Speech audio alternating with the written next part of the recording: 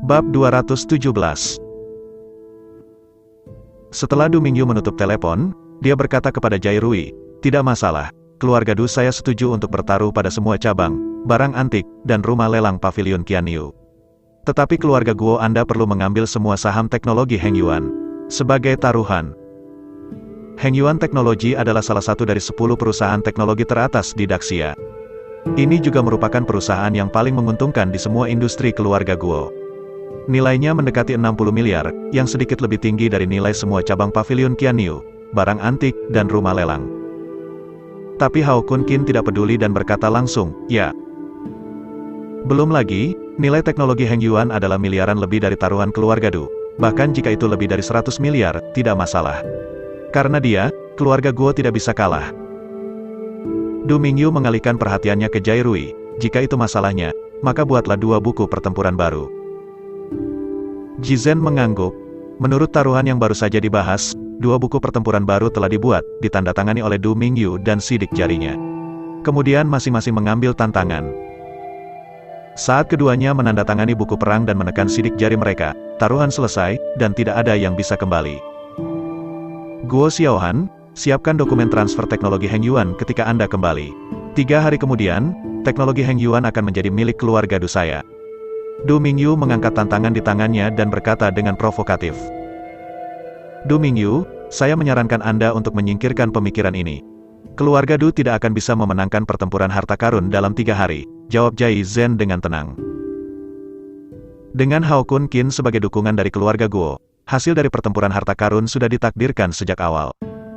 Keluarga Du pasti akan kalah. Bahkan jika keluarga Du mengeluarkan pusaka keluarga dari dasar kotak, itu tidak akan mengubah hasilnya. 3 hari kemudian, kamu akan tahu betapa konyolnya apa yang baru saja kamu katakan." Du Mingyu tidak tahu apa yang dipikirkan Jai Rui. Dia meletakkan tantangan di tangannya di sakunya, dan setelah mengucapkan kalimat kasar, dia berbalik dan meninggalkan cabang ketiga pavilion Qianyu. Taruhan sudah ditetapkan, jadi Ha Kyun Qin tidak perlu tinggal di toko lagi, dan dia juga pergi bersama Yun Sigu dan Jai Rui. Di dalam mobil, Jai Ji meminta instruksi saat mengemudi. "Raja Naga, harta apa yang perlu kamu persiapkan untuk pertarungan harta karun dalam 3 hari?" Hao Kun Qin bersandar di jendela mobil, dan setelah berpikir sejenak, dia berkata, "Kamu dapat kembali ke Longting sebentar lagi, dan pergi ke rumah harta karun untuk mendapatkan buku pegangan latihan senior Qin dan pedang guntur ungu." Hao Kun Qin bertempur di teater barat selama 6 tahun, memenggal kepala prajurit musuh yang tak terhitung jumlahnya, dan merebut harta yang tak terhitung jumlahnya. Semua harta yang dia masukkan ke dalam perbendaharaan pengadilan naga semuanya adalah harta yang tak tertandingi. "Raja Naga, ambil saja 2 harta karun." Ada sorot keraguan di mata Jai Ji.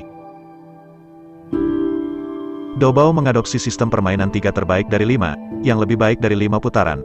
Tetapi mengapa Raja Naga hanya membiarkannya pergi ke rumah harta karun Istana Naga untuk mendapatkan 2 harta karun? Hao Kun Qin tersenyum sedikit. "Harta ketiga Dobao, gunakan saja Hui Cundan." Mendengar kata-kata itu, Jie Zhen mengangguk penuh semangat. Sebagai pil tak tertandingi, nilai Hui Cundan bahkan lebih tinggi daripada buku pegangan budidaya senior Qin dan pedang guntur ungu. Menggunakan 3 harta ini untuk memperebutkan harta, keluarga Du pasti akan kalah. Setelah mengirim Hao Kun Qin dan Yun Sigu kembali ke rumah tua keluarga Guo, Jai Rui kemudian berangkat dan bergegas ke pengadilan naga. Saat Jai Rui kembali ke Longting untuk mengambil harta, Du Changkong, kepala keluarga Du, meninggalkan keluarga Du sendiri, dan pergi mengambil harta yang digunakan untuk Dabao sesuai dengan alamat yang diberikan oleh ketua. Untuk memastikan kemenangan, Du Changkong meminjam semua 5 harta yang digunakan dalam pertempuran harta ini dari presiden. 3 hari berlalu dalam sekejap. Dalam sekejap mata, itu adalah hari perburuan harta karun. Hao Kun Qin membawa Yun Sigu dan Jie Ju ke tempat yang disepakati untuk pertarungan harta karun, rumah klub emas dan cerah, bersama dengan Guo Zhengyang dan Wang Eng. Clubhouse yang indah adalah salah satu klub pribadi paling mewah di ibu kota sihir. Pemilik di belakang Clubhouse adalah keluarga Tan, salah satu keluarga papan atas di wilayah selatan. Keluarga Tan selalu menjadi keluarga yang netral, tidak pernah berdiri dalam antrean. Menempatkan tempat Dobao di Clubhouse yang indah adalah untuk memastikan keadilan dan keadilan. Pada saat ini, Clubhouse yang megah telah ditutup, dan pelanggan tidak diizinkan masuk. Hanya terbuka untuk keluarga besar di wilayah selatan. Ketika Hao Kun Kin dan yang lainnya datang ke Clubhouse, lebih dari 80% keluarga bangsawan sudah hadir. Untuk pertempuran harta karun hari ini, semua keluarga besar menantikannya, dan mereka sudah lama mulai menebak siapa yang akan menang. Di sudut Clubhouse, seorang patriark dari keluarga kelas 2 melihat keluarga Guo hadir, dan berbisik kepada teman-temannya, nenek moyang keluarga Guo adalah menteri perang di dinasti Tang, yang bertanggung jawab atas militer dan kuda dunia, dan dia pasti telah meninggalkan generasi yang tak terhitung jumlahnya kepada keturunannya. Harta karun. Jadi kurasa pemenang terakhir dari pertempuran harta karun ini adalah keluarga Guo. Ketika temannya mendengar kata-kata itu, dia segera membalas leluhur keluarga Du adalah Jenderal Qian Yue, seorang menteri dekat di sisi kaisar, dan dia telah memenangkan kepercayaan kaisar. Selama beberapa dekade ketika leluhur keluarga Du berkuasa, kaisar pasti menghadiahi banyak harta. Oleh karena itu, pemenang dari pertempuran harta karun ini pastilah keluarga Du. Menurutku, keluarga Guo lebih mungkin menang. Banyak keluarga bangsawan menebak siapa yang akan memenangkan keluarga Guo atau keluarga Du.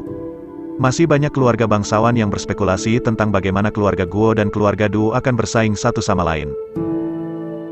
Kurasa, pasti akan ada senjata spiritual tingkat tinggi dalam pertempuran harta karun ini. Itu benar, dan mungkin ada 2 senjata spiritual tingkat tinggi. Saya pikir harus ada pil obat kelas atas. Saat keluarga aristokrat utama sedang berdiskusi dengan suara rendah, keluarga Du dan keluarga aristokrat lainnya juga hadir. Kepala keluarga Tan melihat sekeliling, dan setelah melihat bahwa semua orang ada di sana, dia berkata dengan suara keras, merupakan kehormatan besar bahwa kali ini keluarga Guo dan keluarga Du berjuang untuk harta karun di Clubhouse Indatan saya. Keluarga Tan harus adil, dan tidak akan pernah memihak pihak manapun. Ketika orang-orang dari keluarga besar mendengar kata-kata itu, mereka semua sedikit mengangguk. Ekspresikan kepercayaan Anda pada kata-kata kepala keluarga Tan. Aturan pertempuran harta karun ini sangat sederhana. Ini mengadopsi sistem permainan 3 terbaik dari 5. Di setiap putaran, keluarga Guo dan keluarga Du masing-masing mengambil harta. Siapapun yang memiliki harta lebih tinggi akan menang. Keluarga yang memenangkan 3 putaran pertama akan menang. Adalah pemenang terakhir dari pertempuran harta karun ini. Setelah berbicara tentang aturan pertarungan harta karun, kepala keluarga Tan mengumumkan secara langsung, "Mari kita berhenti berbicara omong kosong, saya mengumumkan bahwa pertarungan harta karun ini akan secara resmi dimulai." Untuk pertarungan harta karun ini, keluarga Tan sengaja membangun platform pertarungan harta karun di tengah Clubhouse. Du Changkong memimpin dengan 5 harta dan berjalan ke Do Baotai. Kelima harta itu tidak dipajang secara langsung, melainkan ditempatkan di kotak yang berbeda. Ada rasa misteri. Guo Zhengyang melirik Hao Kun Kin dengan niat untuk meminta instruksi. Setelah melihat Hao Kun Kin mengangguk, dia mengambil 3 kotak kayu halus dan perlahan berjalan ke Do Baotai. Kali ini, judul pertarungannya adalah kompetisi antara keluarga Guo dan keluarga Du. Karena itu, lebih tepat membiarkan Guo Zhengyang berkuasa. Selain itu, Hao Kun Kin tidak ingin menunjukkan wajahnya. Di platform harta karun, Du Changkong melihat bahwa hanya ada 3 kotak kayu di belakang Guo Zhengyang, dan sedikit mengernyit, "Kamu hanya membawa 3 harta." Guo Zhengyang mengangguk dan berkata seperti biasa, karena Dobao adalah game best of 5, membawa 3 harta sudah cukup. Bab 218. Ketika Du Changkong mendengar ini, dia langsung marah. Yang dimaksud Guo Zhengyang adalah dia akan memenangkan 3 pertempuran harta karun pertama, jadi dia tidak perlu membawa 5 harta sama sekali. Kata-kata patriark Guo terlalu mendominasi, aku menyukainya. Ini benar-benar mengabaikan kepala keluarga Du. Jika saya adalah kepala keluarga Du, saya pasti tidak akan bisa menanggungnya. Aku tidak tahu apakah pemimpin keluarga Guo menggertak, atau apakah 3 harta yang dia bawa benar-benar harta yang tiada taranya. Mendengarkan diskusi di sekitar, wajah Du Changkong muram dan air hampir menetes. Menghadapi Guo Zhengyang, dia berkata dengan dingin, "Karena kamu sangat percaya diri, mari kita mulai putaran pertama pertarungan harta karun secara langsung, berbicara dengan fakta, dan lihat apakah hartamu bisa menang." Du Changkong melambai ke arah bawahan di belakangnya. Bawahan itu segera memegang kotak kayu di tangannya, berjalan ke depan panggung, dan membuka kotak kayu itu. Du Changkong mengulurkan tangan dan mengeluarkan buku kuno yang agak bobrok dari kotak kayu. Kata Cisuan tertulis di sampul buku kuno itu. Jelas, ini adalah buku kuno yang ditinggalkan oleh seorang senior seni bela diri. Keluarga Guo dan keluarga Du adalah keluarga tingkat atas di wilayah selatan, dengan warisan ribuan tahun. Oleh karena itu, harta karun pertempuran yang dikeluarkan pasti bukan yang disebut kaligrafi dan lukisan antik. Ini adalah harta karun di dunia seni bela diri. Bahkan jika kaligrafi dan lukisan antik itu berharga, nilainya ratusan juta atau miliaran. Tetapi harta karun di dunia seni bela diri berbeda, yang manapun bernilai puluhan miliar. Ketika keluarga bangsawan di bawah Do Baotai melihat buku-buku kuno, ekspresi mereka tiba-tiba berubah. Ada keserakahan di mata banyak orang. Cixuan, Du Family Master, apakah buku kuno ini berasal dari orang asli Cixuan? Seseorang bertanya. Du Changkong berkata dengan bangga, itu benar. Buku kuno ini adalah buku harian guru Cixuan di tahun-tahun terakhirnya. Ini mencatat banyak peristiwa penting di tahun-tahun terakhir guru Cixuan, serta beberapa wawasan kultivasinya. Meskipun buku harian ini, beberapa hilang, tapi cukup untuk disebut harta karun. Suara Du Changkong jatuh, dan ada ledakan seru di clubhouse. Buku harian guru Cixuan di tahun-tahun terakhirnya. Artinya, guru Cixuan pada waktu itu telah menembus alam dewa. Meskipun itu hanya buku harian, itu tidak akan mencatat terlalu banyak wawasan kultivasi. Tapi Tuan Cixuan bagaimanapun juga adalah pembangkit tenaga listrik di alam para dewa, dan wawasan kultivasinya yang kecil sudah cukup untuk menginspirasi banyak seniman bela diri. Itu benar, untuk pembangkit tenaga listrik di alam setengah dewa, ini hanyalah kesempatan yang tidak mungkin tercapai. Jika dilelang, setidaknya 50 miliar atau bahkan harga lebih tinggi dapat dilelang. Cixuan Zhenren, lahir di tengah dinasti Ming, adalah salah satu pembangkit tenaga listrik teratas di dunia seni bela diri pada waktu itu, dan kultivasinya mencapai tahap awal alam dewa. Karena itu, orang-orang dari keluarga besar akan berseru. Du Changkong memandang Guo Zhengyang dengan provokatif, Patriark Guo, giliranmu. Sorot matanya seolah berkata, bersiap-siap untuk ditampar. Sebuah seringai muncul di wajah Guo Zhengyang, dan dia dengan ringan mengejek, ini hanya buku harian Master Cixuan, dan itu sebenarnya dianggap sebagai harta oleh Anda. Saya benar-benar tidak tahu, saya akan membiarkan Anda melihat hari ini, apa itu? Harta karun yang sebenarnya. Karena itu, Guo Zhengyang mengambil sebuah kotak kayu yang indah dari tangan bawahannya di belakangnya dan membukanya di depan semua orang. Di clubhouse, mata keluarga besar, dengan sekali pandang, semua berkumpul di kotak kayu. Ketika semua orang melihat apa yang ada di dalam kotak kayu, mata semua orang menjadi merah. Bahkan ada beberapa patriark dari keluarga bangsawan yang begitu bersemangat hingga mereka melepaskan aura mereka dan menghancurkan dekorasi yang ditempatkan di sekitar mereka. Saya melihat sebuah buku kuno yang terpelihara dengan baik di dalam kotak kayu. Di sampul buku kuno, ada 3 karakter besar yang tertulis di kait besi dan perak Qin Subao. Siapa Qin Subao? Qin Qiong, seorang jenderal terkenal di dinasti Tang. Qin Qiong, nama kehormatan Subao, adalah pemuja resmi Jenderal Zhuo Wei dan Adipati Yi Guo. Tidak hanya dia seorang jenderal militer terkenal di dinasti Tang, dia juga salah satu pembangkit tenaga listrik teratas di dunia seni bela diri dinasti Tang. Meskipun Qin Qiong dan Cixuan Renren keduanya adalah dewa kuat yang telah menembus belenggu. Tapi tidak peduli dalam hal kekuatan, ketenaran, atau pengaruh, Qin Qiong benar-benar mengalahkan Cixuan yang sebenarnya.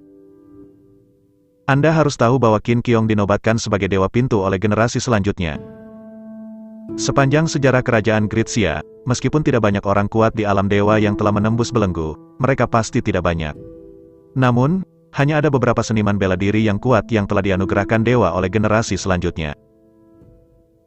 Seorang patriark dari keluarga kelas 2 memandang Guo Zhengyang dan bertanya dengan suara gemetar, Patriark Guo, apakah buku kuno ini juga merupakan buku harian yang ditinggalkan oleh senior Qin Qiong?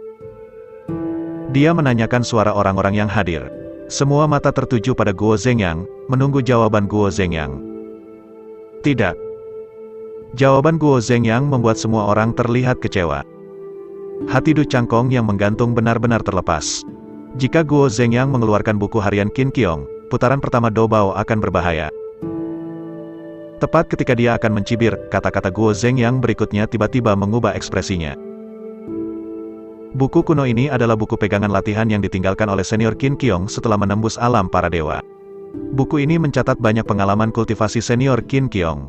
Guo Zhengyang memperkenalkan. Saat suara Guo Zhengyang jatuh, Clubhouse terdiam sejenak, dan kemudian seruan memekakkan telinga pecah. Apa? Manual latihan senior Qin Keong. Ya Tuhan, buku pegangan kultivasi Dewa Gerbang. Jika pembangkit tenaga listrik alam semi-dewa bisa mendapatkannya, kemungkinan menembus alam dewa akan sangat meningkat. Jika manual latihan ini dilelang, itu pasti akan dijual dengan harga setinggi langit ratusan miliar. Du Changkong tiba-tiba panik. Buku kuno yang dia keluarkan hanyalah buku harian orang asli Cisuan, dan itu masih agak tidak lengkap. Nilainya jauh lebih kecil dari manual latihan Qin Keong. Jika ini terus berlanjut, di ronde pertama pertarungan harta karun, dia pasti akan kalah. Pikiran Du Changkong berlari cepat, memikirkan tindakan balasan. Tiba-tiba, dia teringat sebuah rumor.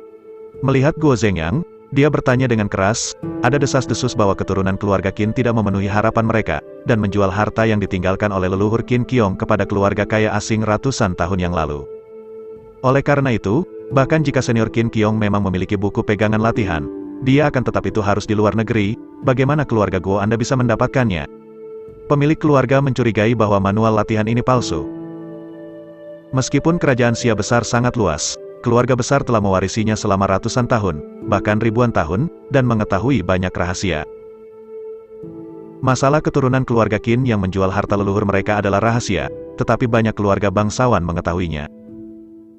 Pertanyaan Du Changkong menyebabkan banyak keluarga bangsawan meragukan keaslian kodeks budidaya. Ya, jika senior Qin Keong meninggalkan buku pegangan latihan, itu seharusnya sudah menyebar ke luar negeri. Bagaimana bisa ada di tangan keluarga Guo? Mungkinkah untuk menang, keluarga Guo memalsukan kode latihan senior Qin Keong? Keluarga Guo adalah salah satu keluarga bangsawan teratas di wilayah selatan, jadi seharusnya tidak melakukan hal yang tidak tahu malu. Di bawah panggung Dobao, Hao Kun Qin mendengarkan diskusi berbisik dari keluarga bangsawan, mengulurkan tangan dan mencabut telinganya, ekspresi ketidakberdayaan muncul di wajahnya. Dalam pertempuran harta karun ini, dia tidak ingin menunjukkan wajahnya. Tapi sekarang, sepertinya dia masih harus keluar.